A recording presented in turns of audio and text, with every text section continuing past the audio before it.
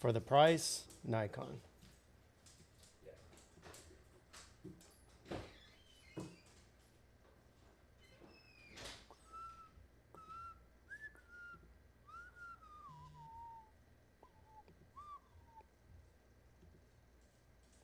How are we sounding, my people? My people?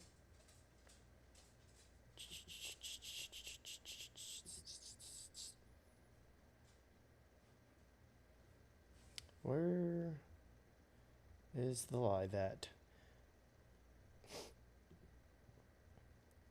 Sorry guys, I'm just updating my thumbnail.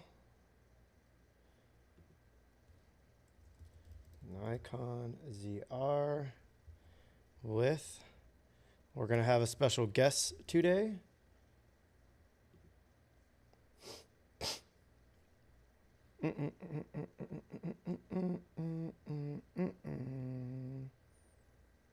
How are we sounding? Sounding perfect, sounds good. While I am getting this set up, let me also get our special guest ready.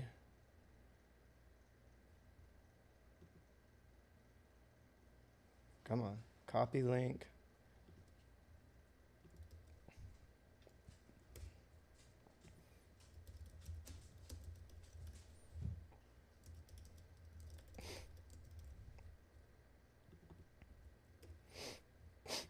All right, guys, so let me, I found out there is a hack, and this, my headphones aren't plugged in.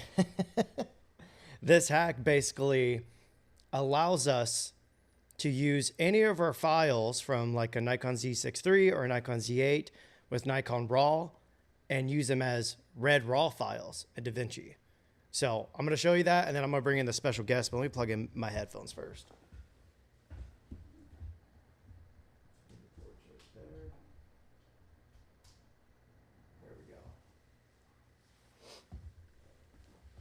All right, I need headphones obviously because we're going to be having a guest coming in here soon. Let me boot up my DaVinci real quick, and then we will get into this amazingness. Now, I wasn't the one who figured this out. Let me see if I could find Homeboy's channel real quick. Man, my YouTube keeps freaking signing me out. Let's see, so it'd be Z6III red RAW. Nope, it's just my mug. Where's Homeboy at?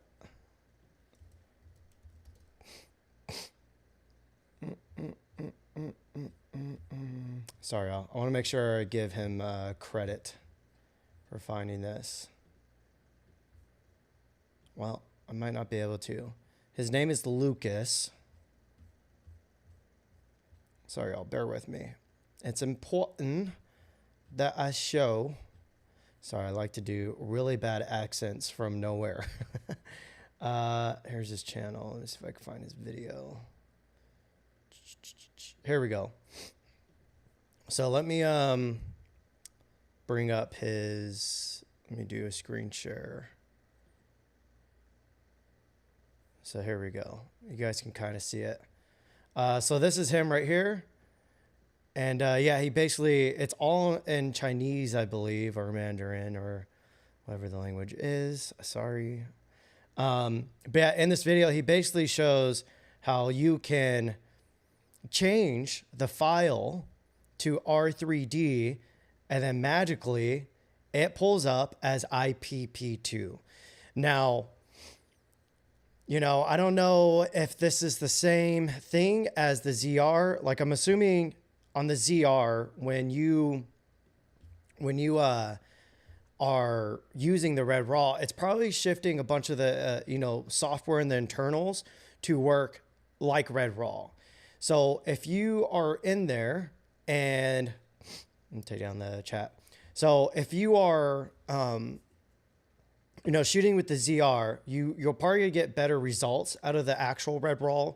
But in the meantime, if you guys want to start flirting with what Nikon's Red RAW looks like and the Nikon end of the cameras, I think this is going to be a cool way to test it out. I got a new espresso machine. Oof, I've been drinking way too much coffee, guys. Looks like our audio sounding good. Sounds good. I don't know what that means, Shutterhead, but great. What up, brother? Brother, what's going on, man? Hello, hello, hello. Yeah, I went Dutch. It was kind of a happy accident, which that's probably how the Dutch angle was found in the first place. We are live on the Lumix S1R2, the one that everyone says keeps overheating, which it has been overheating on me outdoors in the summer. Indoors, haven't had any overheating. We'll see if it overheats on me while we're live, though. That would be hilarious. I wouldn't be shocked. And then we have Lumix's new 24, what was it, like a 24 to 60 f2.8 zoom lens. So I could zoom it right here. Boom. Now we got a tight on my ugly mug. That looks fucking dope for a live. Ain't nobody be doing tight angles on lives. But anyways, yes. I wouldn't call them daily lives. It's just there's so much stuff coming out. And honestly, on my channel, I'm getting kind of tired doing like the more technical gear type videos. Obviously, I love gear because, you know, I'm talking about it. And I think it's okay to love gear. But I do want to do more poetic stuff on the channel. So I'm trying to figure out how to do a little bit of both. So maybe the lives will do it, but the lives don't really get views afterwards. So I don't know. What was the LUT used in your ZR review? Mostly my own Rambler LUT. I had to convert it all to Arilog. So I think I'm going to have to make new like try to redo them, but for a Red RAW at least, and maybe NRAW, I don't know. But yeah. ZR footage in DaVinci already. Yeah, so last night or yesterday I did a live because you can now use the Nikon ZR's Red RAW in DaVinci. And oh my God, I wish it was available before my review because my attitude has officially changed. Where before, you know, I was impressed with the ZR, but I wasn't like running out the door to get it. But now being able to use the Red RAW footage and DaVinci out of it, it's amazing. It looks fucking great.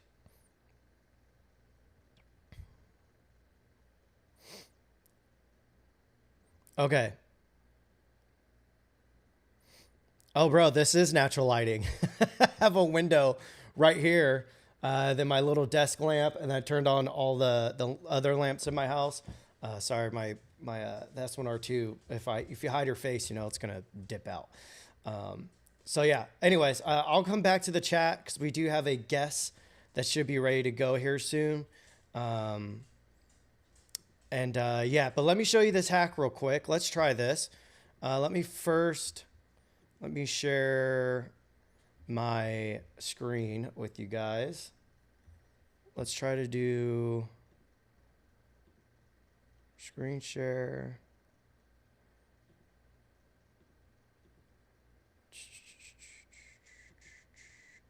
Oh, entire screen, current application.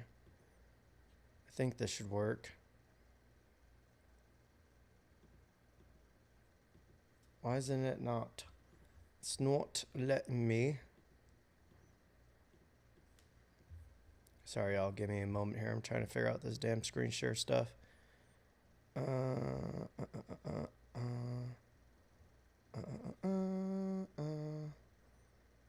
Make sure I got nothing zesty up on the screen. Aha, here we go. Okay. So now you guys can see what I'm seeing. So let's just go into our files here. So these are Nikon RAW files. Let's find a decent one. What's a good one? What's this one have? That one's decent. I was using, there was a certain, this one's funny. I think this, yeah. he got on that horse bareback. he instantly got bucked off. So let's just change. So again, this is a Nikon RAW file. Let me prove it to you guys here. Let's go into our file, double click on it, and you can see right here, Nikon RAW. So now let's just change this to R3D. And now let's drop that onto our timeline here, and let's see what happens. Come on, DaVinci. Come on, DaVinci. Now's not the time. Now is not the time. There we go. Oh, our special guest is calling. So if you can hear me, give me 5 minutes. I'm going to show, oh God, I'm an idiot. You guys can't.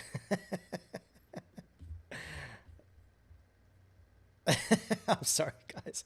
I'm blowing up the screen. I'm so stupid. All right. Hopefully now you guys can see my screen. Let me make it even bigger. Okay. Okay, now you guys can see. Let me redo all that, damn it. I'm an idiot. Okay. Let's go back. Rewind. We're doing it live. So, can you guys see this better now? Can you see it better? Okay, there we go. Thank you, Brad. Okay, so you guys can see this is a RAW file, a Nikon RAW file. You can see right here it says Nikon RAW. If I scroll through this, this is the RAW file. Now, this is what the hack was. So if I go and change the NEV file, which is the Nikon RAW, to R3D, and then we drag and drop that and put it onto our timeline here.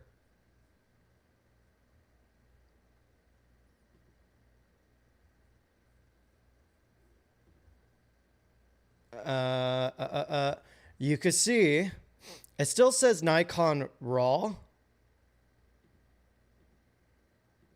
and it's still showing Nikon RAW here. So I'm doing something wrong. So let's watch Homeboy's video again. Let me see what he did here. 1 second. Here, we could watch this together. Let me, it's supposed to be that simple, I believe. Did we get tricked? Let's do Safari. Safari. So you can see he just changed it to a R3D file, and now it says red. It's hard because again he's only sharing it. There's no translation.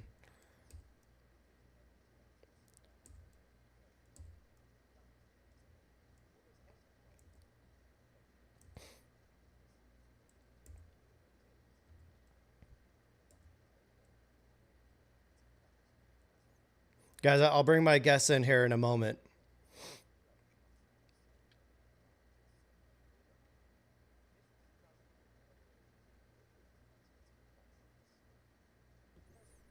So it looks like that's all he did. Let's try it again. Okay, because it's still saying Nikon RAW. R3D. Maybe we have to change it in on the actual file. Let's try that. So let's go into our file here. Reveal in Finder. Let's change this to R3D.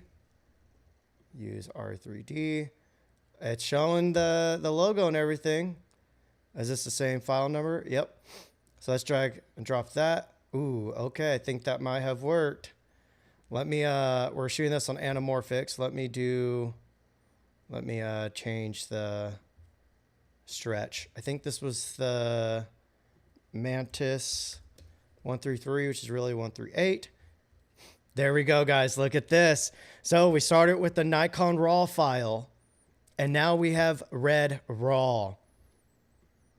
So now the question is this going to look like the red RAW? So let me just go. So again, this is an actual red RAW file straight out of the Nikon ZR. Like this looks absolutely fucking amazing, honestly. Again, before we had access to the files, we were having to use the red software. And obviously, you know, wasn't putting my LUTs on there and all that, and I had to export to ProRes. So we weren't able to get the full, an idiot again. Sorry guys, let me change the damn screen. God. There we go. Okay, so you guys can see this was the Nikon file.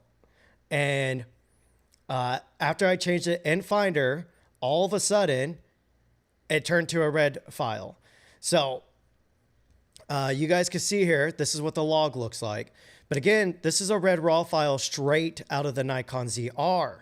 Like this is the true red file. And you can see it is still noisy. It's way noisier than an actual like red camera, in my opinion. But again, this was Nikon RAW.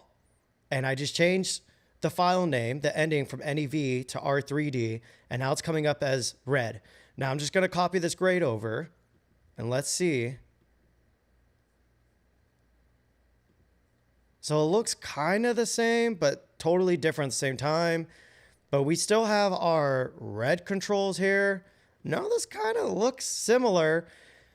But yeah, this is interesting because I feel like this isn't giving the same red look. Like I just copied over from this. You guys can see a big difference. Like this legit looks like red color science. This, I don't feel like, I feel like we're not getting the same look. But you can see we have all the same red controls. So if we wanted to, I could take all this stuff off real quick. We could do Rec 709. We could do gamma, we could do hyperlog gamma. And then we could still do all the tone curves. But you can see this looks pretty different than the actual red file, in my opinion. But we could still do all the output mapping. So this is really interesting. This is like red RAW, but with Nikon color science. So, whoa, this is crazy. This is weird. This is very, very, very interesting. So I guess the whole point of this is if you guys have been entertaining, yeah, I feel like it doesn't have like the saturation that the red clips, like, oh, you guys can see a huge difference. Like even if I strip all this off, let's strip all this off. Let's do hyperlog gamma, Rec 709. You can see there's something, you know, special to this look here. Let me adjust our white balance a little bit, lower ISO. Like this has that red look to it. But then if we apply it to the Nikon RAW file that converted to red and just do the same thing, kind of has a totally different look. I don't know. What do you guys think in the chat? What do you guys think?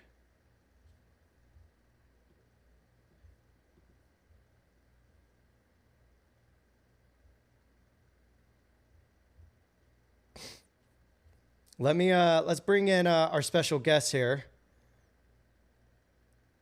Let me switch my camera. Okay. All right, here's a hint to who's our special guest. Let's add him to the left. There we go. Look who it is. Can you guys hear Talbot here? What's up? I can hear you. Can you guys hear Talbot? Can you hear me? Are we good? This is Grandpa Talbot right here. I knew it was happening. I don't. It's funny because like I'm on your Ecamm invite thing and there's no picture of you. It's just a black box, so I really don't know what's going on. Yeah, Maybe I should watch the live stream. Yeah, it's interesting. I mean, Ecamm makes this stuff incredibly easy, but also, you know, it could probably use some work still. But I guess that's normal. Thanks for having me on, dude. So have you watched the live up until now? I saw you overcomplicating coloring by like a ginormous amount. Yes, but No, I was watching you kind of like dick around with how you can turn. Correct me if I'm wrong, because I caught the very end of it. But you're basically turning NRAW into IPP2 color workspace. yes. Is that what is happening? Gotcha. So That's really interesting. so this guy Lucas, who I think on YouTube, he has like a little 2-minute video. Let me see if I can add it to the chat. No, I'll do it towards the end because I Yeah. don't want you people leaving. um, but yeah, basically he did a real quick video. It's a 2-minute video where he changed the file name from NEV, a Nikon RAW file, to R3D, and then DaVinci Yep. opens it up like a red file. But just testing it right now, it has all the red raw workflow, but I feel like the Yeah. colors don't look like red. They look more like Oh, Nikon. okay. But it's interesting because it's like a Yeah. weird mix of the two. Who doesn't like dicking around and experimenting? Yeah. I do. So I think this is going to be great for people who are Nikon people who want to maybe try the ZR, but they're not sure. This might be a cool Yep. hack for them to see why red raw is so cool to use in post. But obviously, I want to Yep. bring you in here because you are the red guy. And I don't know about that. oh, you're the red guy. You're the red guy. Okay. Okay. Whatever. You're the Michael Bay of YouTube now. Let's. That's okay. I So I Michael wanted. Bay is a very interesting person. So He seems I'll like take it. I do want to clarify before you get into this though. While I do use red cameras, there are far more knowledgeable people about red than I am. So if we get into the weeds, Cam, you're even more technical than I am. I was watching you do all of this and I'm like, bro, I just throw on Final Cut or the Film Convert Nitrate and I literally move sliders around. I'm like, yeah, that looks good. Send it. So Michael Bay's trying to be humble here. Michael Bay is never humble. He's watching right now, FYI. I'm good friends with him. I hope so. I'm not. Well, anyways, I wanted to bring Talbot in because, I do think he's like the example of a red shooter. So, just kind of old and, a little, no, I'm kidding. So You keep saying this, but again, we're not that far apart in age, hey, my friend. I'm like 24. You've just bro. got that beautiful Native American skin that keeps you young looking well into your 150s. And it's the acne too. But so, Okay. what's your opinion so far on the ZR RAW, red RAW? It's got a weird. I think there are two. Let me start with. I think it's awesome that we're getting it in a camera that's so cheap. I don't think it's really red raw.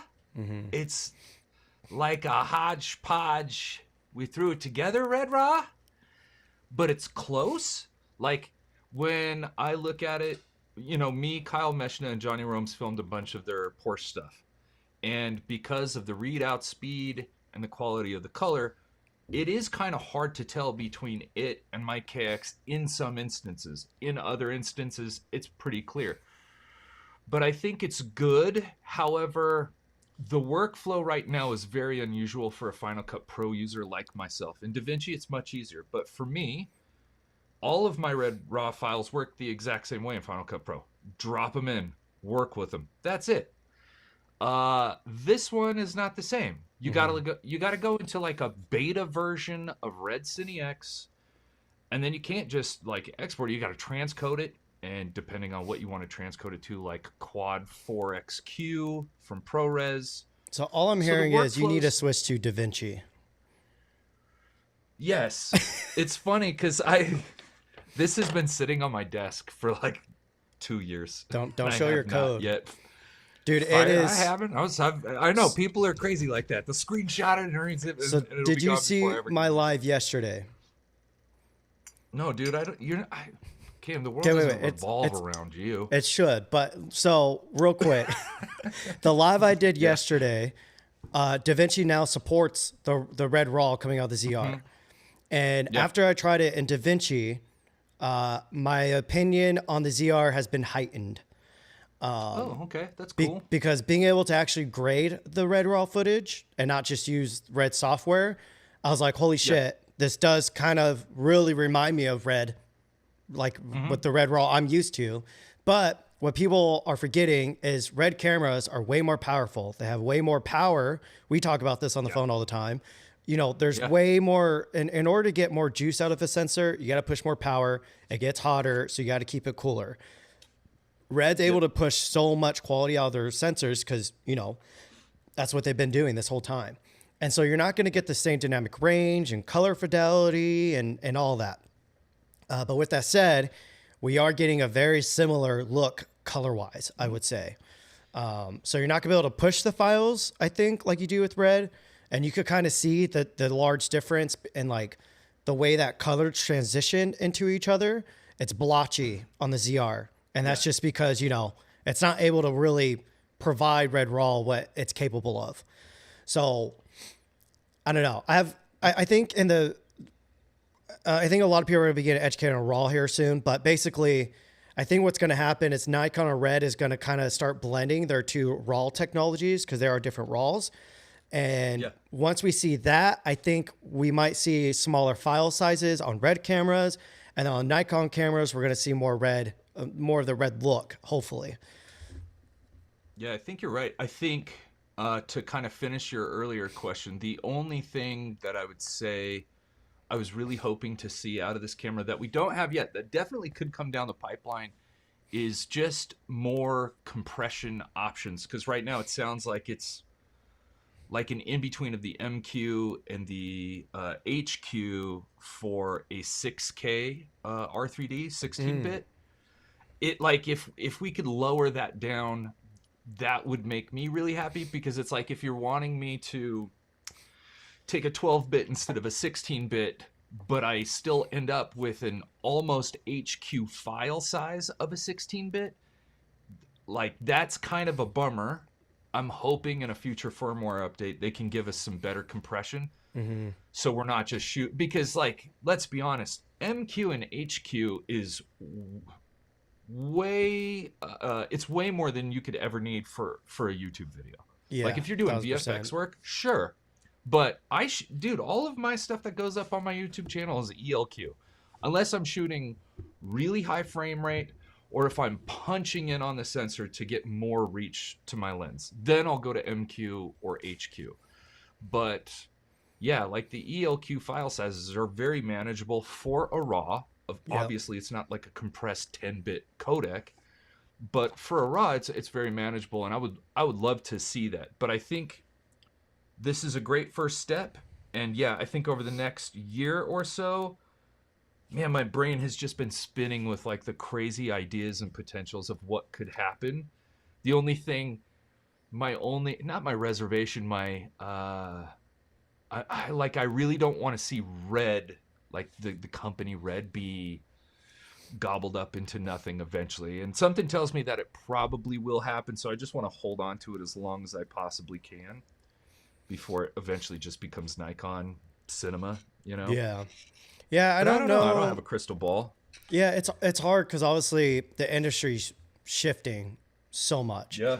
And I don't think people realize in Hollywood, you know, DPs and these productions, they're also starting to use smaller cameras and tighter form factors because their budgets are also being lowered. And so they're finding ways.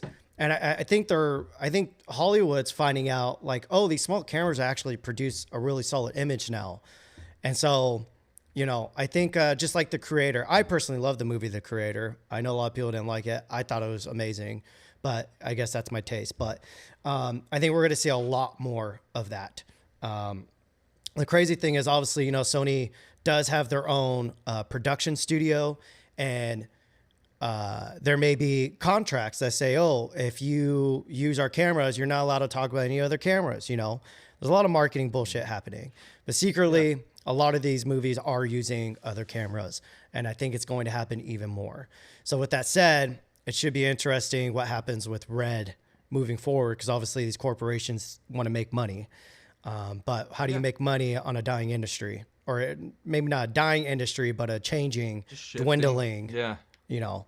So I don't know, but yeah, I I think think this is, I think some people might think we're talking negatively on the ZR. In reality, you no, know, not we at have all. relationships with both of these companies. And so we are openly transparent because we know they listen and hopefully they listen and put it into action.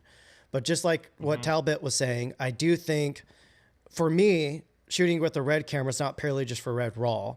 It's also the traffic light workflow, the ISO Yeah. not mattering, like all of that. The whole ecosystem of red just makes life really easy while getting the best image quality possible for, you know, solo or indie filmmaker. Yeah, I'm right there with you. Thankfully, I I've never worked with Nikon before, and it's not like I'm working with Nikon right now. Like I just happened to fall into be in the right place at the right time to get to try this camera. And so I relayed my, not my criticisms, my hopes for what the ZR could be if they were to just lean into red a little bit more. I think the marketing people for Nikon USA, at least, maybe they look at red as just the codec. Maybe they don't understand that there's so much more to the red ecosystem that makes red valuable when we talk about like tools, the red control app, some of those things. I'm like, man, if you could put this in that camera, this camera is going to be so much better. But yeah, I don't know. I'm hopeful. I'm optimistic. I talked to David Altizer yesterday, and I was like, listen, if you get rid of the R3D, this is still a freaking amazing camera. Yeah, it's Mm-hmm. got some quirks, and it's like micro HDMI. I don't know what that is about, but like at the end of the day, it's still a fantastic freaking camera, even for $2,200. But if Nikon, we've seen Nikon be really good with updates. I mean, like the Z6III just got a massive update that almost makes it Z8-ish. Mm-hmm. So, yeah, I'm really hopeful that they can take some simple stuff because, well, I say simple, I don't know how simple it is. But it's not hardware based. We're not asking them to remove things from the camera's like actual physical structure and change it. But, you know, anamorphic support, open gate, false color. I would love to see some stoplights on there. I'd love to see edge focus peaking and integration of red control. I think if they can do those, man, I really see Nikon positioning this camera to just suck in a ton of new future Mm-hmm. red and Nikon users. Yeah, I mean, I would love to see them, you know, the red team take like Nikon's autofocus and maybe even some of their stills. Yeah. Imagine a freaking red mirrorless stills camera that also like that. That would When be I was pretty wild. when I was in Hanksville and I was shooting that video for that crazy Hasselblad camera I had, I ran into like two old Nikon shooters. They've been shooting Nikon for like 30 years. And I was shooting on this camera, but I also had my Monstro with me. And so we started talking about red, and they were just like, man, we would pay like $30,000 for a red stills camera. And of course, when I got back, I told Jared, I was like, are you guys going to make a stills camera? Is this something?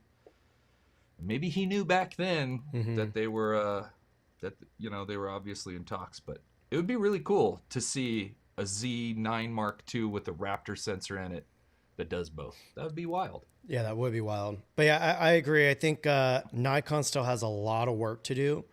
You know, we Nikon basically is going to need to make a like dedicated video menu. Canon has it on the new C50. Yeah. They've been having it. Lumix somehow is able to blend everything. I think kind Yeah, they've of, done a good job that way. which is weird because their cameras have so many freaking features in them, and it is on the edge of feeling congested. But you know, Sony menus feel just as congested with half the features. So I think Lumix has done a good job, but I do think they could also use their own cinema menu. But you know, my Lumix S12, my S1R2, I have false color. I have all the Yeah. waveforms. I have like what 50 slots for LUTs. It's just the list goes on and on and on and on. They have all these cinema tools within their camera and RE Log now too, which is like freaking insane. And now the ProRes RAW works in DaVinci as well. I covered that in yesterday's live. So, Hmm. you know, Nikon, though they have, you know, they got a big W by buying red And I think the ZR is a great first baby step forward. It's not backwards. In my perspective, it's a step forward. It's a small step forward. But yeah, they still have so much work to do to really catch up. Yeah, I remember doing a live stream. Well, Brandon Washington and Jarrell were doing a live stream when we were all staying together at Cinegear, and that was, I think, right when the ZR rumors first started to trickle out. And they were like, "How are they going to do this?" And my suggestion was make it like the R5C. Photo goes to Nikon, obviously, but just flip that switch. And if you've got the red, UI, this thing would just kick ass. Now, that's my ultimate wish list item, is to have that. Something tells me Nikon, being the big corporate like entity, would probably never do that. But I would love to see them do that. Yeah. Well, before we move on to the next cameras, one, are you buying the ZR or getting one? Two, Pre-ordered. what would you use it for? Like, what's your game plan with it? Because I have struggled, because people have been asking me, who do you recommend this for? And I'm like, Yeah. I think easily people looking at the Sony ZV-1, people looking at the Lumix S9, but you don't need open gate and all those features, and you care more about the red look as an entry level red look, I would say. Outside of that, or in Sony A7C2s, and you're only getting for video, I think the ZR would be a better buy over this A7C series. Outside of that, what do you think? Yeah, no, I totally agree. Right now, as it stands, this is a fantastic like creator camera. Solo creator camera where you want to be small, nimble, and fast. I've pre-ordered one, and we'll see what happens. But the trip that you just missed, it was a lot of fun. But I took my KX, my Monstro, and my S1R Mark II. And just the Monstro alone, between 350 watt V mounts and like its footprint, like I took, I think, 3 giant like Pelicans worth of gear. Jeez. And you're schlepping around bigger tripods and bigger batteries. The footprint is huge when you're wielding these big cameras. So I'm walking around, super dense trails in the redwoods, setting these cameras up to get footage, because I really do want like a really unique perspective and image quality when I'm out there. But I got done, I was like, the ZR comes pretty not to the Monster. The ZR comes pretty close in some cases to the KX. Like, wouldn't my life be better if I had 3 of these instead of 3 bigger cameras? Like, it would be so much. I mean, I could fit everything into one bag. So to your question, it makes a lot of sense for me to have one because I'm already in the red workflow. And so getting them to match is probably a little easier than getting my S1R Mark II to match. I can do it. But if I could stay in the R3D workflow and the red wide gamut color space, you know what I mean? Like, it would just be, it would make a lot of sense. So for me, when I like to do these kind of photo adventure trips and I'm out in the woods, having a smaller footprint just would save my back. It's less gear to worry about. It's a smaller footprint in my car. So for me, that is the enticing thing. It's like I can get pretty close with a much smaller body. Batteries are way smaller. It's got really good battery life, and yeah, and I'm not really worried about it overheating because we beat the ever living hell out of that thing on one of the hottest days of the year, and it's fine. So, yeah, it's where I saw a video or two where they said it overheated on them, or that it could overheat or something like that, and I'm like, it was like high 90s in the desert, zero shade, and we didn't get any warnings or anything, and we had both of them running. Yeah, I know Matt Johnson. I talked to Jeff, and Jeff hit me up, and he was like, "We got it to overheat." He was with Matt Johnson, who's out in Texas, another hot place. But they ran it for 90 straight minutes at 6K 60, and it finally overheated. And I would, like me personally, I would never do that. That is not how I shoot. Every mirrorless camera at 60 FPS will overheat if you run it, So that's a given. So for me, it's just like, that's not something I'm worried about. It really is kind of like, holy crap, think of the potential I could do with some of these like photo adventures I like to go on. I think it just keeps me a lot more nimble, Mm-hmm. and that's a lot less frustrating. I don't want to be out in the woods cussing Mm-hmm. to high heaven because it's taking me so long to set up cameras. Yeah. Yeah. So I think that's another great group of people that could use as red shooters who find themselves in moments where you're like, "Oh, I wish my Komodo X, my Raptor was smaller." Like this is For going to sure. be a great little C cam, I guess, or content cam. I guess that's what we'll call the C cams now. They're content cams, but Yeah. I've had a bunch of people randomly hit me up. I've never had this happen. I've had randoms just shoot me DMs like, "Hey, I was thinking about buying a KX, but I should buy this instead." I'm like, "Whoa, whoa, whoa. These are like very different cameras." yeah, The reason we're buying a KX is I would hope it's just beyond the image quality. Like there are a lot of things that make the KX like a great camera, and part of that is like IO and it's production ready, whereas yeah, this is not that camera. That's so I hope people don't just go red and then go, "Oh, I don't need a KX." If you're looking at a KX, I'm pretty sure you understand why you need the KX, and therefore you probably wouldn't be like, "Oh, I could get rid of that and get this." But good yeah. luck to you if that's where you're at. Shout out to Sloth Running for the super chat for the Matt Johnson mention. Matt Johnson, guys, let me just tell you, he's got an amazing ass, and that's it. So He's the funniest dude. I've finally got to hang out with him at what was it? We were at the Build Expo out in New yeah, York. he's God, great. that guy cracks me up. Yeah. And he's unassuming because he looks funny looking, but you wouldn't expect him to actually be funny, you know. But he's great. Yeah.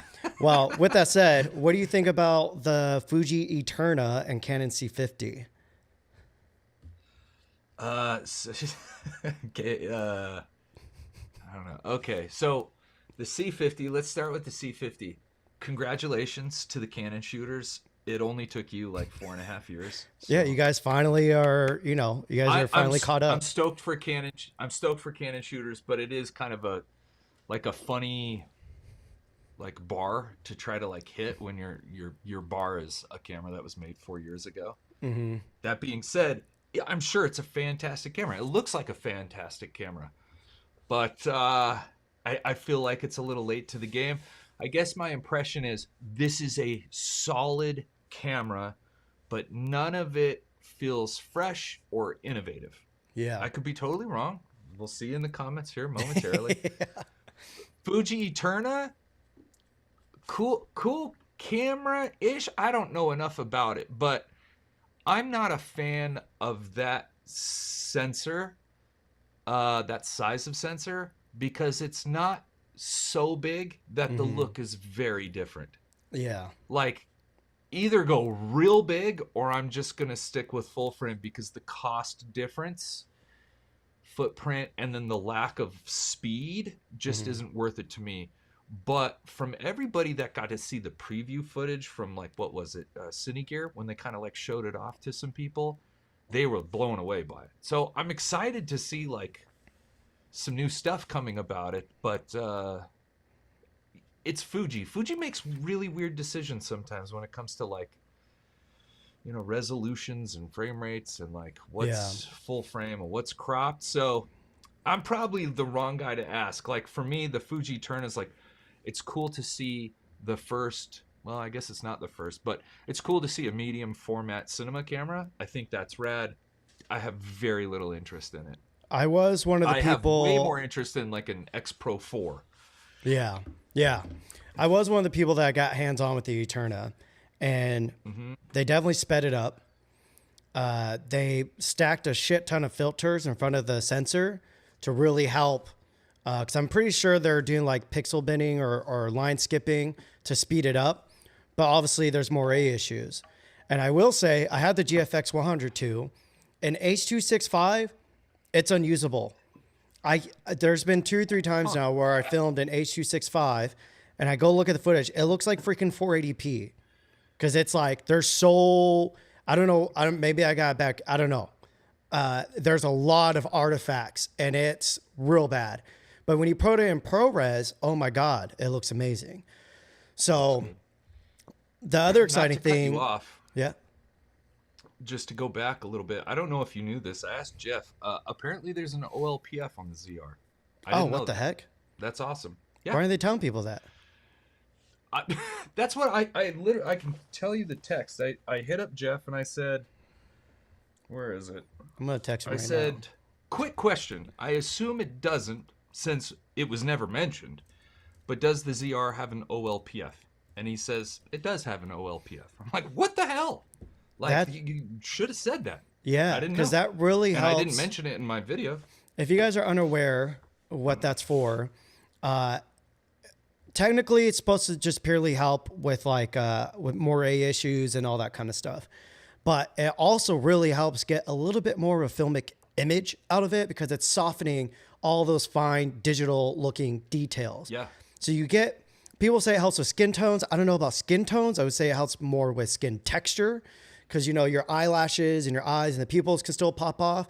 But then all that fine, gritty sandpaper digital look that, you know, like Sony kind of is like known for just because their cameras are so high quality.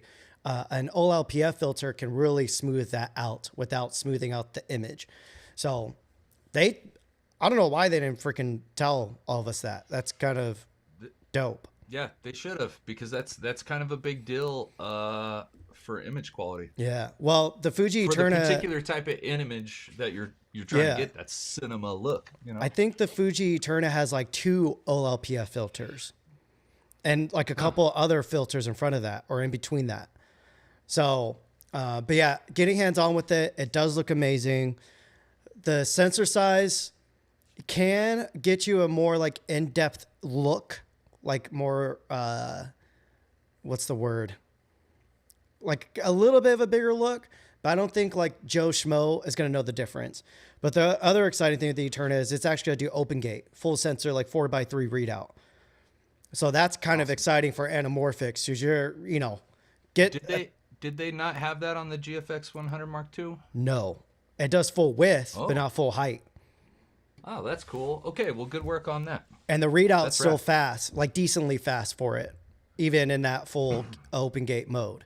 So imagine, you know, you're already getting a bigger sensor, but then slap on some of our anamorphics onto it that can cover it. All of a sudden, you're getting an even bigger look. We're getting close to, you know, like a Rogue One, because I think they use the Alexis 65 on that with 1.3 anamorphics. So, you know, you're going to get some magical looks out of it, I think. And it's just going to be versatile. But yeah, then for the C50, I am excited. And I do want to cover it just to give Canon their flowers because they're finally giving something valuable. Even though they're still, their corporate people are still closing off the mount, which I think is wrong. I'm pretty excited about it. But yeah, I do think it would have been more impressive 2 to 4 years ago. I think they're late, but I mean, better late than never. I would rather them have it than not have it. And here's what you can't knock on camera. Their cameras just work. Ergonomically, they're some of the best cameras to use. I love holding a Canon camera. They feel great. Buttons make sense. Menus are easy. And they just work. You can always count on them. So huge props to Canon for making it super stoked for the people that have it. It feels like a pretty big update, honestly, compared to the R5C, which was a weird camera, but awesome. I love that it's got... and Canon, props to Canon, because we just discussed this. I really hope lots of camera manufacturers in the future, if they're making hybrids, they have a photo menu and a cinema menu. So yeah, stoked for them. And the price is really good considering you're getting that XLR top handle built into the price, and that's still cheaper than the FX3. And it's great that we're just getting these form factors. Yeah, it's nice to see that. Yeah, I mean, when the R5C came out, I was incredibly excited for it. And I remember thinking, ooh, I can have my Komodo and my R5C, both RF mount, R5C be my hybrid. But then shit hit the fan because the R5C was garbage. It screwed me over multiple times on very important jobs. Was it and the that's battery life that got the you? battery or the life and the dynamic overheating. range? So On the R5C doesn't overheat. Are you talking about the R5? no, the R5C. So, because remember, it had like The a crazy, R5C has the giant ass fan. it was overheating on me still. But I remember there was times where I had to Did use you it for, stick your chew in the fan? You yeah. took out your, like, that's where you were putting it? So what was happening though is when I go between the stills and video mode, one, it took forever to switch between those modes, so I was missing shots because of that. Oh, yeah. That's But the true. biggest thing was, yes, the battery life. Like I would get 20 minutes on the battery, and then the next thing I would know, I'm like, this camera's not going to last me the day. Like I got to really figure something out here. So yeah, it was nonstop issues with that thing. And then that's when I switched to Sony. Yeah, I do think it's kind of weird that the C50 still has kind of a weird lag going from photo to video, and maybe through I know they got the that same issue with the R5C eventually down through a firmware update. Hopefully they can figure that out, because that is a weirdly long time. Like I do appreciate that about the ZR and my Leicas. It's instantaneous. You switch and it's there. This is why the Lumix S1 II is still just, goated. I'm going to go through some of the chat here. Josh Kidd Films, what's up, homie? He said, holy shit, man, it fixes the high saturation clipping issue in NRAW. I'm not sure on that, but yeah, all this is going to be interesting because we're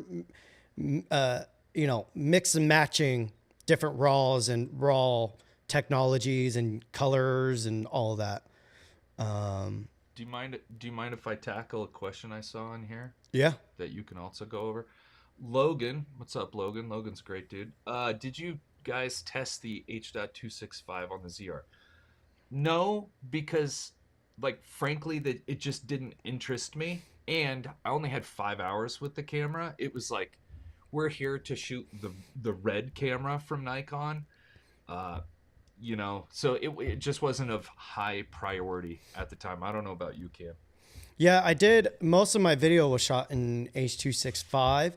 And there were times where this is the issue with, embargo releases.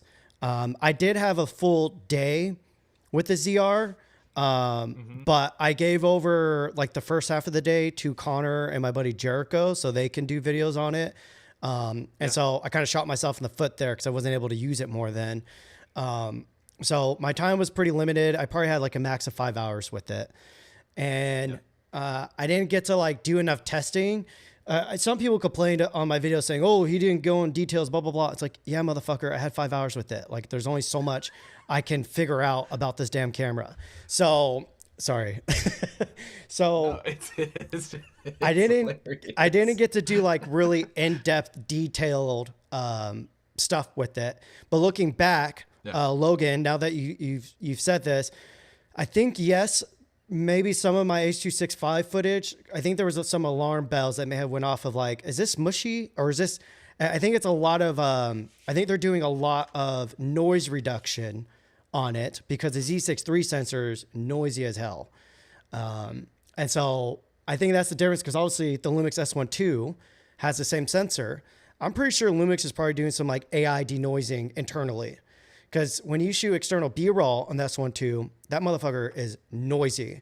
But when you shoot the ProRes RAW internally, it's cleaner. So they're probably denoising the ProRes RAW as well. Because ProRes RAW isn't, in my opinion, it's not like a true full-on RAW like Red RAW is.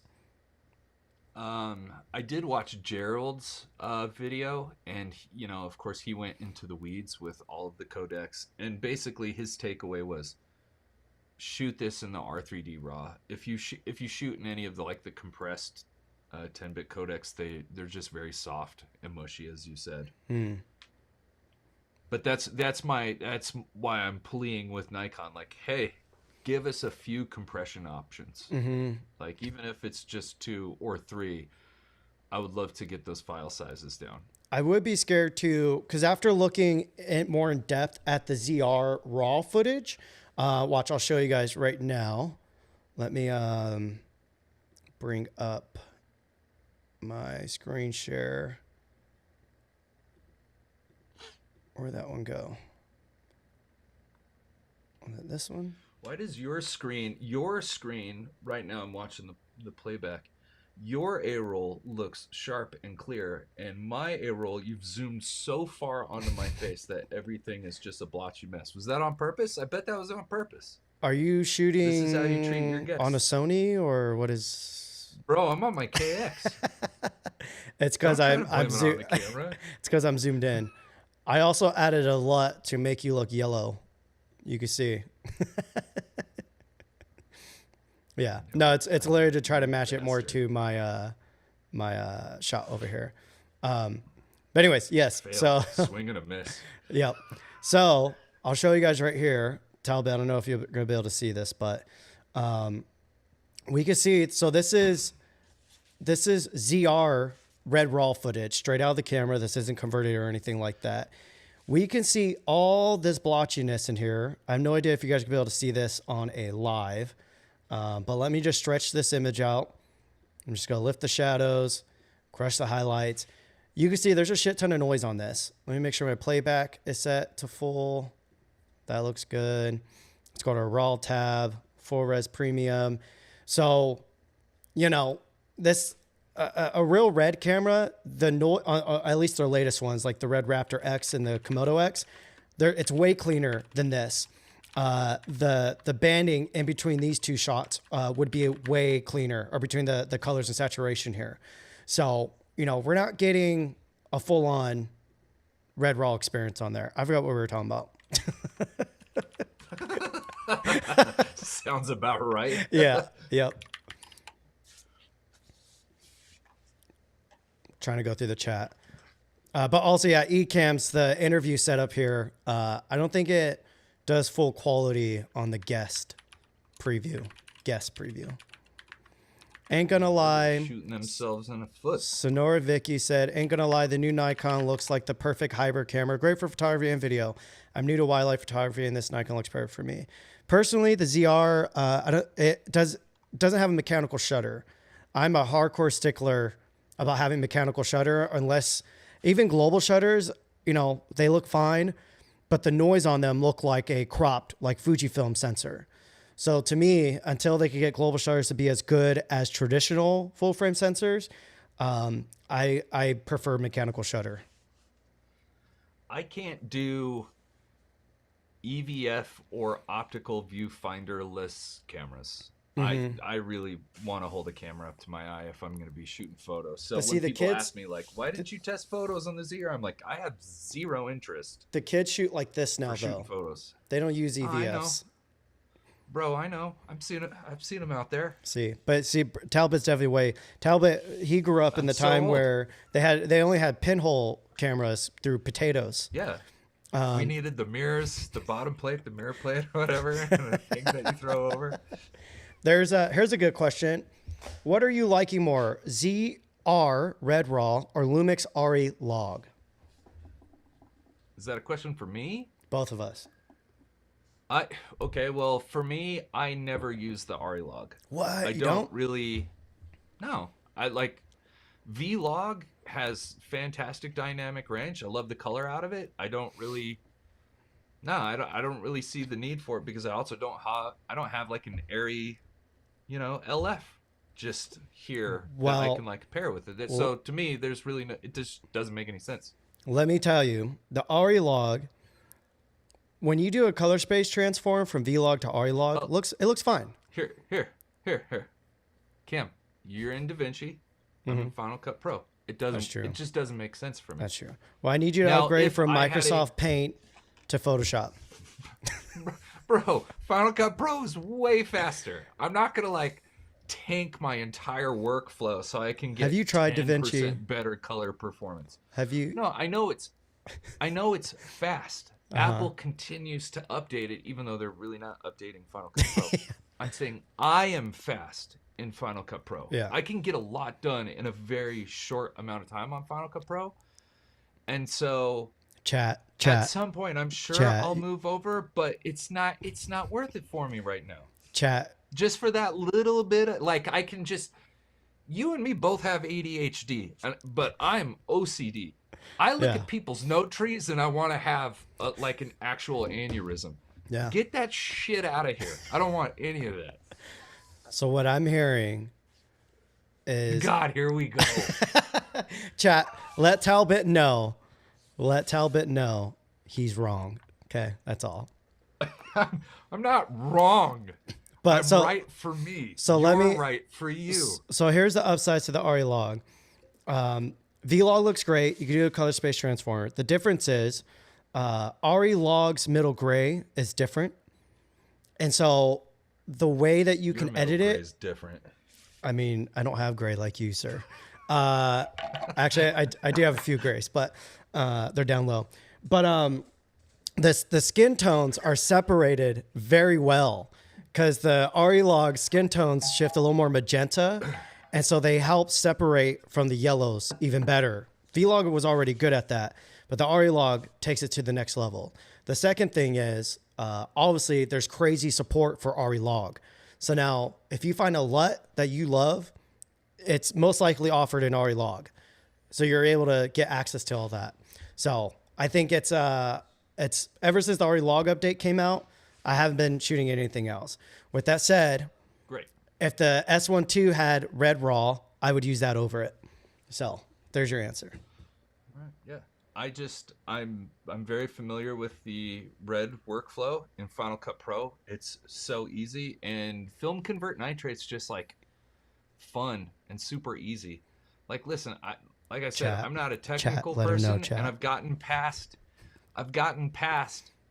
needing that extra 10% of the results. Like, I just throw Final Cut Nitrate on it, choose the camera, move the sliders. Dude, that looks great. Send it.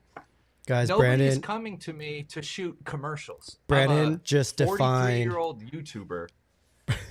Talbot just defined delusion. Okay. Bo said, what does Sony need to reasonably do in the next release? What would impress you? First off, fucking OpenGate. Even though they keep saying, "Oh, you guys don't need OpenGate. We give you guys what you need, not what you want." Blah blah blah. No, we fucking need OpenGate. I made a video. I got to edit it after this, but the new iPhone 17 Pro has a square front-facing sensor. Why the fuck do you guys think they made that? Because square is better because it gives you vertical and horizontal. So now we need full-frame square sensors. So Sony, do that, and then you'll win me back. For now. I think they're falling into Canon's trap of putting profit before their consumer. I thought it was a weird conversation with that dude from Sony when he basically told me and Zach Mayfield and Connor that Sony knows what we want and we need and we don't. And I was like, that is a really interesting take. All right, good luck with that. Yeah. Which goes to show it's like, and to be fair, I know who that was. I won't say his name because I don't want to get him in trouble or anything. But yeah, don't do that. He's just a marketing guy, and so his job is to communicate. Granted, that's bad communication on his end, but he is not the engineer. He's not this guy. He's not the one making the decisions. So his job is to flip that communication and make it work best for Sony. Mm-hmm. So with that said. It's bad that he I don't want to disclose too much, but it rubbed me the wrong way and it wasn't even to me. So yeah, I don't want to get too emotional though, so I'm gonna switch from Canon or let's see, footage. Can you make the screen? Let's see. Did you see any other chats you want me to highlight? That one guy told me to shut up so you could talk. And then they could learn. So was that Terry? Was that tight shirt hand. Terry? I'll just no, it wasn't some random. I don't know. But I'll raise my hand next time. I'll be like, Cam, Mr. Cam. So yeah, so if you guys missed it earlier in the live, I showed how you can convert a Nikon RAW shot to red RAW, but as we discovered altogether, it doesn't have like the red color science behind it though.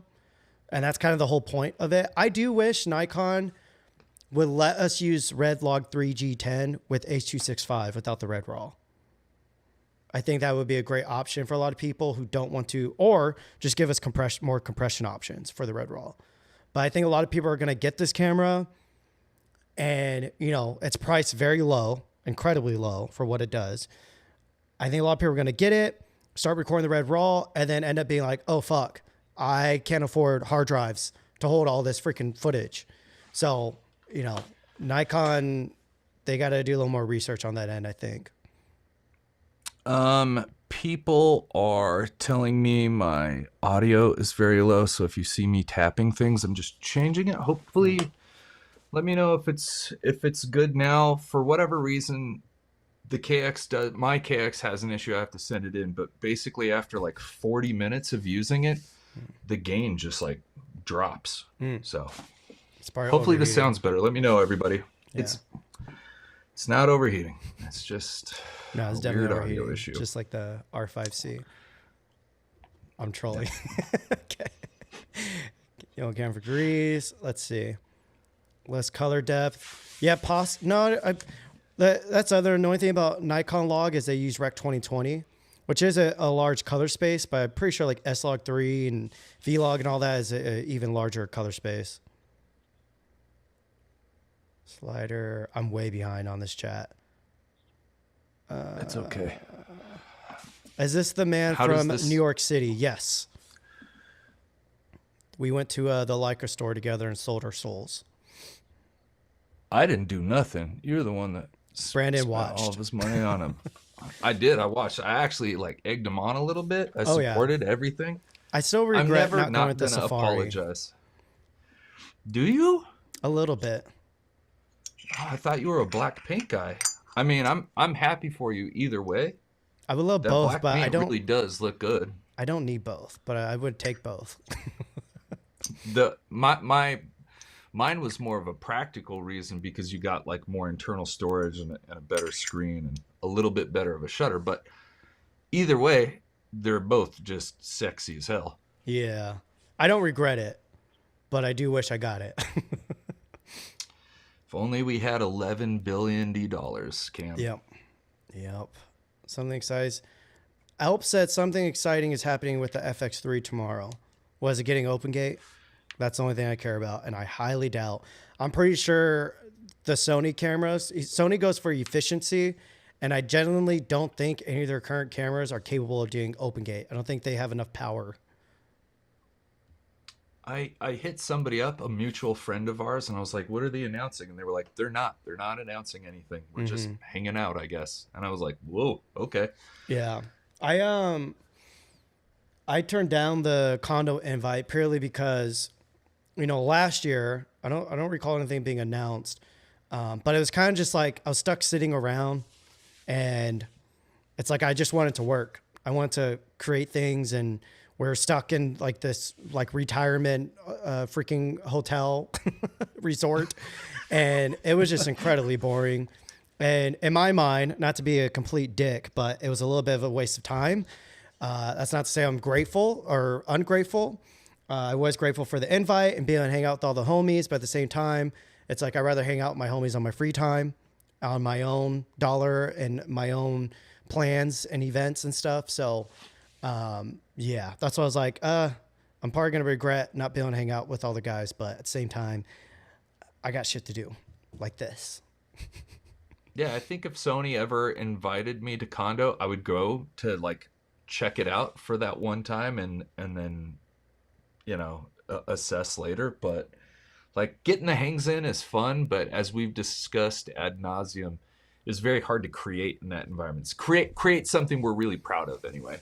Yeah, and you can't really like leave and just because obviously they're flying you out on their dime, so it's rude if you just like leave and go do your own thing. So, yeah. Yeah. What are people doing at Condor with no announcement? That's just weird. Yeah, they're just hanging out. I mean, it's cool that Sony flies people out to hang out and stuff. Obviously, they want people talking about Sony stuff, and but there's probably a lot of education that happens there. Yeah, maybe. Last year, or maybe not. I don't know. I have never been. I figured they would tell you about like new features, or you know, you get to try new gear, and then they educate you about the new gear. But like I said, I don't know.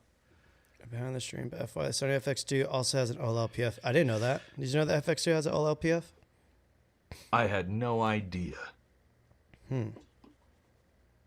I don't know when the A75 or FX3 are dropping. I have a suspicion that the A75 It's just gonna be the A9 III body with a new sensor, and that's it. No new features, no new anything. I feel like that would be a miss. Mm-hmm. The other thing is like Cam, we are kind of in a vacuum in America YouTube. Like there are a lot of markets outside of us. So Yeah, sometimes we can get very like yeah, tunnel vision about what we want and what we think is important. And then Sony as a massive corporation can see everything and they're like, I get that these people are very vocal, but they're like 10% of what we're actually like catering yeah. to. Oh, for sure. Well, I remember being in a NDA meeting around a certain product. I guess I'll keep it at that. But there were some head ups from the company and engineers, and I guess they were shocked to find out that here in the States, we're a lot more, I guess, professional than what they're used to out in Asia. Now, I'm not saying there's not professionals out in Asia, but more so, I guess, maybe the content creators here in America, at least. We have a lot of people that have worked professionally or been in the field or professional contacts, or they do professional quality type stuff. And so I guess they were shocked to find out some of our request and our knowledge. So, and I also think in Asia that smaller like pocket cameras crush out there. Yeah. Compared to out here, we're all about, red and blah, blah, blah. I'm assuming maybe red doesn't have a huge market out there. Yeah, it doesn't. But also if you look at prototypical American culture, like it's Texas, bigger is better. Like we don't mind walking around with a giant camera, but at least in Japan when I lived there, it was very much like you were supposed to fit in. You weren't supposed to be a disruptor. And so it kind of makes sense. Like the small indiscreet camera goes a long way compared to like the big, very loud clicky camera. S9 still has a place with Omega, Lumix, IBIS. Yeah, the S9 still. I heard they just removed the record limit on it, and those people sent me out a custom cage one, so I might have to try it out. I wish Lumix would do a S12 guts inside of an S9 body now. I think that would be sick. Yep. Yeah, the iPhone 17 has Open Gate now. We don't know if that's only in the ProRes RAW, and if it is, ProRes RAW only works through external recording. But if they do it like in the standard codecs, that's going to be pretty freaking sick. Sloth running did it. What's the data rate? Oh, it's probably going to be insane. But check I know your DMs on for my. photos I just sent you. I think got it's you, my Sloth. S1R Mark. I think it's the S1R Mark II. If I go into one of the ProRes codecs, it's like 4.6 gigabytes per second. I was like, Jesus Christ. That's wild. So, yeah, if a phone is tackling roughly the same data rate, that would be kind of nuts. I think it's unnecessary because it's like the lenses and the sensors aren't even capable of like, holding that much quality. Why do we need that? Because Brad Pitt and a Formula One car does, buddy. Oh yeah. What's funny is you see all this marketing about how they use the Venice 2 on Formula One. I know they use a DJI Action 2, and Panavision made a custom lens for it. Obviously, we all know they use the DJI 4D as well, and I'm sure they used a bunch of other cameras. So, but again, the way that we have to follow, what's it called? The guidelines, who are the people that, FTC guidelines. We get held highly accountable to follow FTC guidelines, yet Hollywood somehow, maybe somebody should do some digging because there's some things going on that the public aren't aware about. You mean as far as like misrepresenting what they're doing? In terms of marketing and how some of these companies are doing marketing and not disclosing it. Even within YouTube, I would say. I see what you're saying. So Josh Kidd Films, he's the one that said it fixes the color breaking or whatever. He said, this is so huge. The blue channel clipping has been such a pervasive issue for those of us shooting live events. Even conversion doesn't really fix it. The hack just fixed insane. Huh. That's Interesting. great. Huh. I wonder what that's about. I'll have to do more digging Do on you that. shoot? Does he shoot a lot of concerts? Sounds like it. Because Josh, I guess that giant neon blue lighting is pretty prevalent in a concert. yeah. Chat, did you just hear my fart? Curious if it was loud. I thought it was going to be I silent. It did. wasn't. I thought you were gonna blame it on Sedona, but Oh, yeah. Oh, yeah. No, it was Sedona. Forgot. hey, hey, dog. Let's see. Final Cut is best. No. I'm going to bring that chat up because wrong. It's See, one for me and 325 for you. Red RAW or Open Gate is more important feature for video quality. For me, I'm going to go with Open Gate just because of all the anamorphic use. And that is something I was going to say.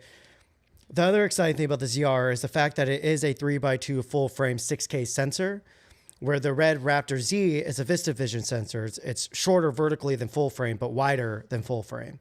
So for anamorphics, it could be kind of, it's not as great as 3x2 Open Gate. And also the 8K on the Red Raptor, I fucking hate it.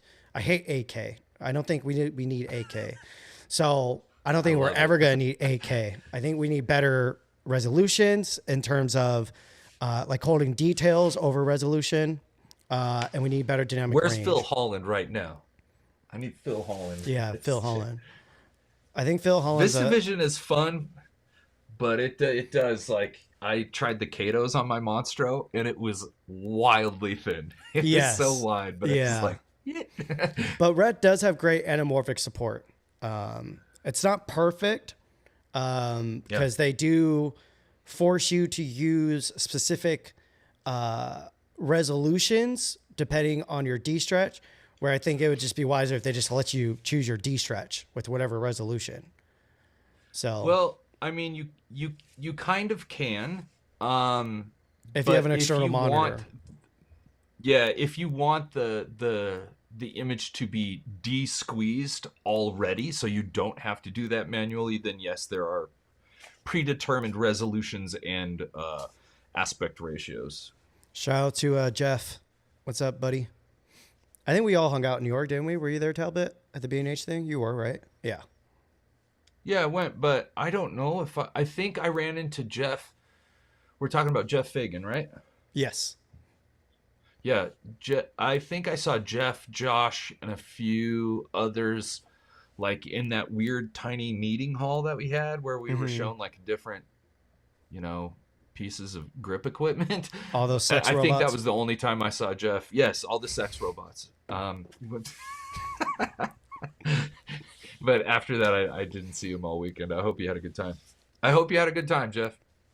Yeah, it looks like he was really getting it. But With the sex robots. yeah. Here's a good question. Hi, guys. Can I ask $1 million question? Which is better for creative filmmaking with a splash of photography? Nikon ZR, Canon C50, or A7 IV? I'm going to say none of them. Does the Canon C50 have a mechanical shutter? Yeah, I think so.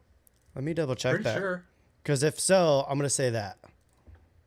If it were me, I would wait for the R6 Mark III because I'm banking it's that sensor just in a traditional like hybrid body.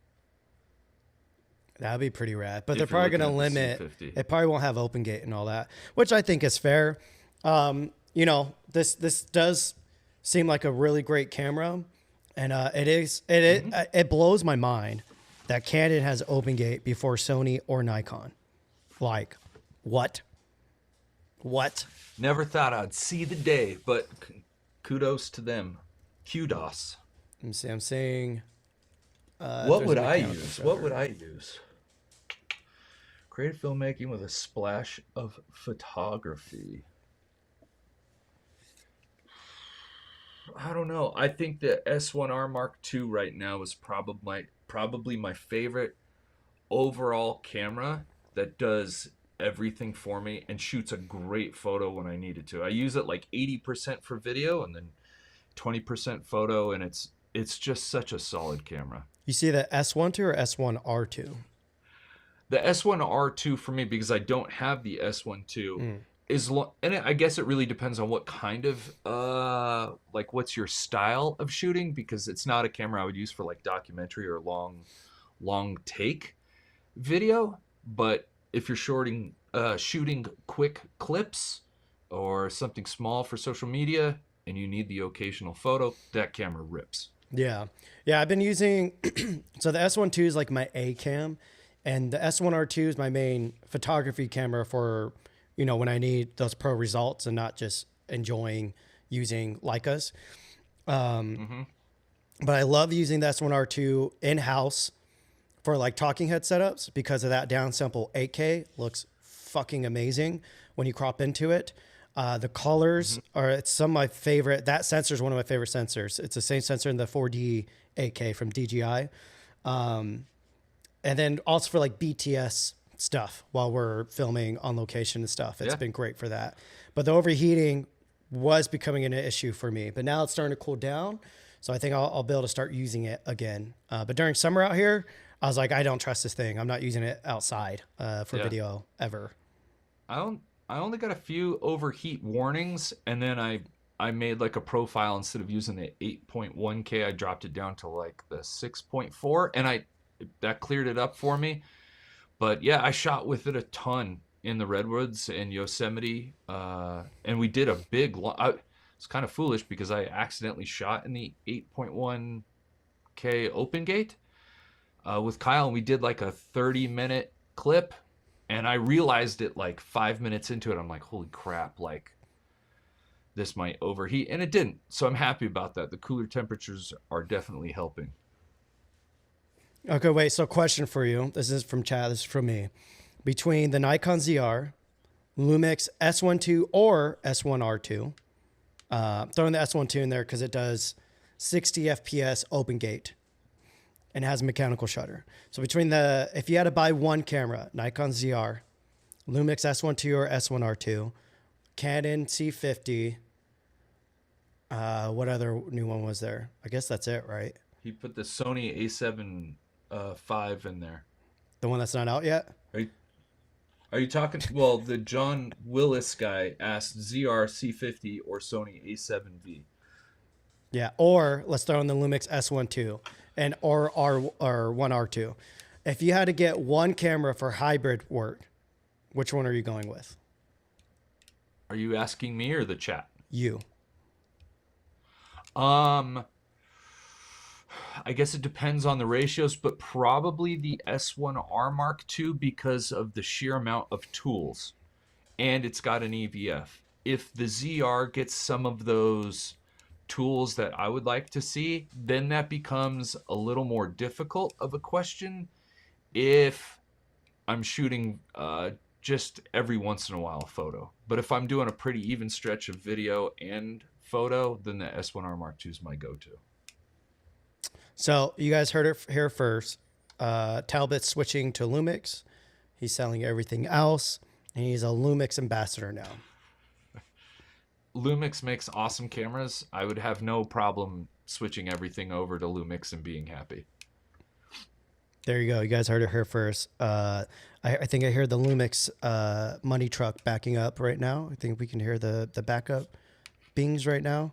And that'd be great. I could really use the money. Let's see. It's a solid camera. The ZR, I think, though, the ZR for me by far is the more fun camera out of that lineup, and fun is a huge draw for me. Mm-hmm. So I'm so looking forward to the ZR because of how much fun I had using it. Milton, I showed the hack in the beginning of the stream. You gotta rewind it. So the S1 II is still the best entry-level hybrid, or the R rather than the WR.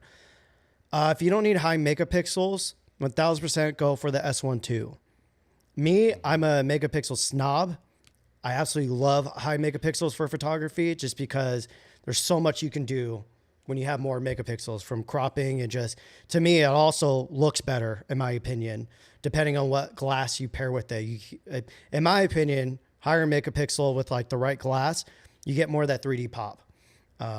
It's so even weird on that you say that, Instagram. and then you're like, nobody needs 8K. Well, for video, it's obnoxious. For stills, it's great. For video, I think 6K is the perfect middle ground because the file sizes can still be rather large, but they're not obnoxiously large, and there's still enough for you to crop in for video. Yeah, it really depends on your compression ratio too. Like my Monstro, like I'll shoot at like 18:1 compression ratio, and it's actually probably the same size as my KX in an LQ format. Nick said, Cam, I just found the stream. Sorry if I'm late. Did you hear that if you change the file extension of NRAW from NEV to RD3D, it goes as Red RAW? Yes, brother. Nick, rewind the live and you'll see it. Does the ZR have time It's all good, code? Nick. I don't recall. Does the ZR have time code? The ZR, I'll have to ask Jeff, but I'm almost positive it doesn't. I just talked to somebody yesterday about this.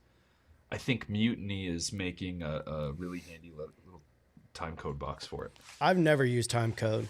The times I was on projects that did, I had people running all that shit, so I didn't have to touch it. Yeah. So personally for me, I don't care for time code. Yeah, if you need time code, I would not be looking at the ZR right now. Wait, equipment list said neither the C50 nor the ZR have OLPF. That's not what we were He told. doesn't know, obviously. The ZR does, and that's directly from Nikon. Huh. You don't need more than 24 mix. 16 is more than enough. Fight me, Cam. Brother, meet me out front. Naked. Cam's got a boot with a naked. Oh, sorry. Is that how you get people to turn down fights? No, that's how I start fights. Mm-hmm. Yep. Oh, God. They don't call it beef for a reason, bro. Jesus Christ. On that What have I note, done? we've been live for an hour and a half. I really have to Have we potty. really? Wow. Yep, I have to potty. So I think this is a good Drain time the catheter. to call it. But yeah, everybody go check out Grandpa Talbot. He has several pieces of content out on the ZR. And again, he's a red shill, but now he's a Lumix ambassador. So, but he has a lot of good perspectives and information on the ZR, being a Lumix shill. So why is my computer Thanks, buddy. doing that? But so that's my endorsement for Grandpa Talbot. But Thanks, sweet. bud. All right. Appreciate you guys. Love you guys. And be nice. Be kind. We'll see you later, everybody. Thanks for having me on. Peace.